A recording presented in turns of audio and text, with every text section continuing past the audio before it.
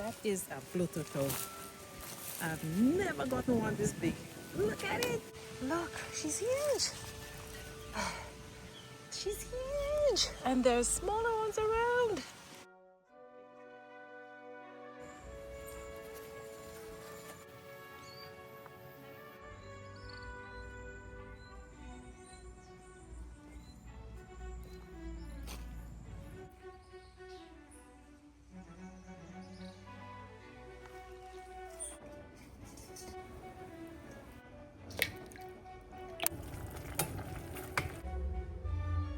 Hello everybody, welcome to 11 Coco. Thank you for joining me today.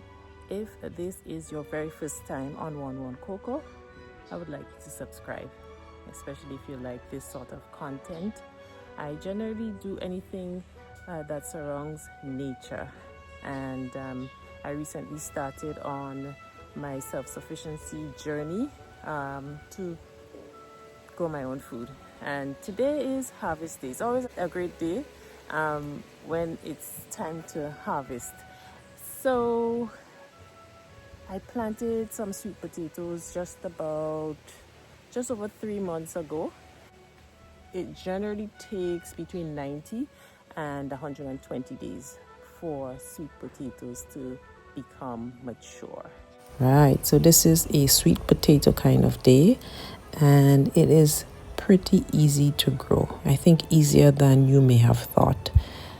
A lot of the work involved in growing sweet potatoes is at the beginning stages in preparing the land, which is step number 1. Land preparation is key. So you have to, there are different ways of doing it. You can do it by digging beds, making beds, or alternatively you can fork the area to loosen the soil so that it makes it easier for the tubers to form and grow. You also want to remove any sort of weeds that are there, stones that may hinder them from growing straight, because if when they're growing they meet up a rock, then they would grow around it and you might get these funny shapes, right? But if they are free to move down into the earth, then you get well-formed tubers. So I used a fork to just do exactly that, and then I used a hoe to kind of build the beds. So the next thing I did was to broadcast some goat manure over the beds. You have to be careful there, because if you put too much of it, then it encourages the growth of the vine and not so much the tuber. So I did put some at the beginning, but that was the only time that I put in any sort of manure. The next step was to just mix it into the soil a bit, and then it was off to planting the vines. The first set of vines I got was from a neighbor. As for the planting, I laid them horizontally. Some people probably do it vertically, but what I've learned is that the more of the nodes that are in contact with the soil, the more chances of you getting more potatoes, because you have more tubers that can grow from the different nodes. And then you cover it up with some soil. You have to make sure to water it to make sure that it gets established, and after that it pretty much just moves along and does its thing. This is the sign that you're looking for: lilac flowers coming from your potato vines, and they indicate that the sweet potatoes are ready. Another sign could be that they would break the surface. So if you go through the beds, you may see the tops of the potatoes just above, but not all varieties do that. There are some where you just have to know how long they take and look for them around the time for maturity. So it was a bit of trial and error as to how to go about digging these sweet potatoes.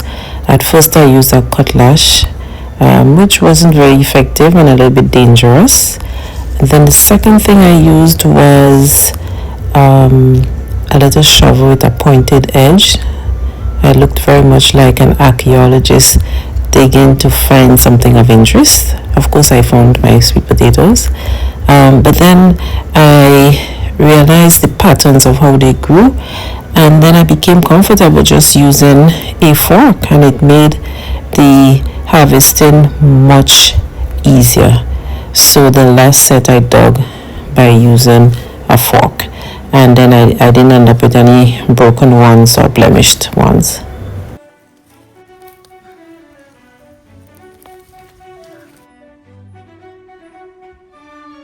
This one,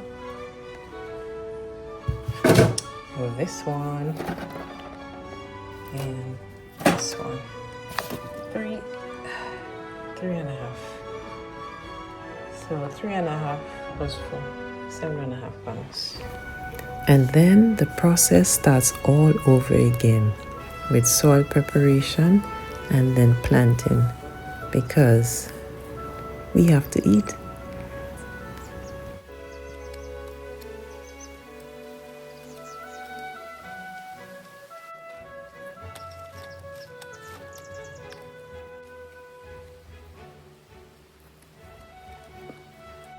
And guess what?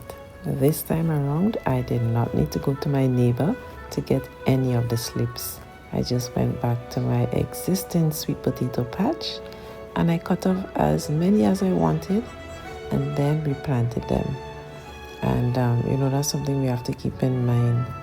You want continuity. You want to always be able to eat from your land, so you always have to keep planting and make sure to keep your seeds, keep your planting material, in this case the slips, very important. This has good roots.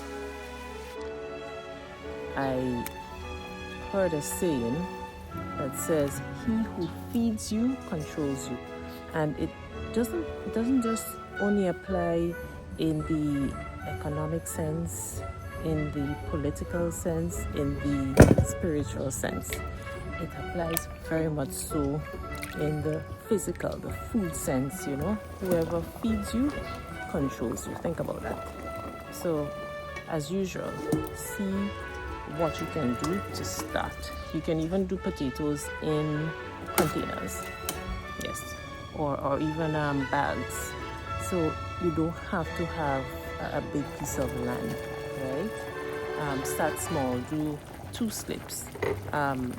One stool or one vine can give you several potatoes.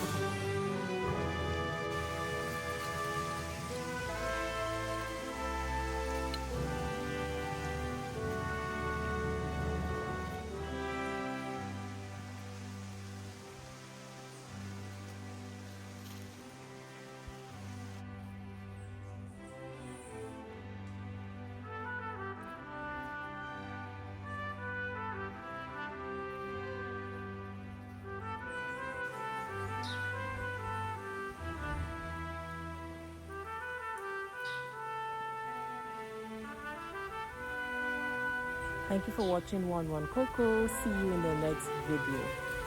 Bye.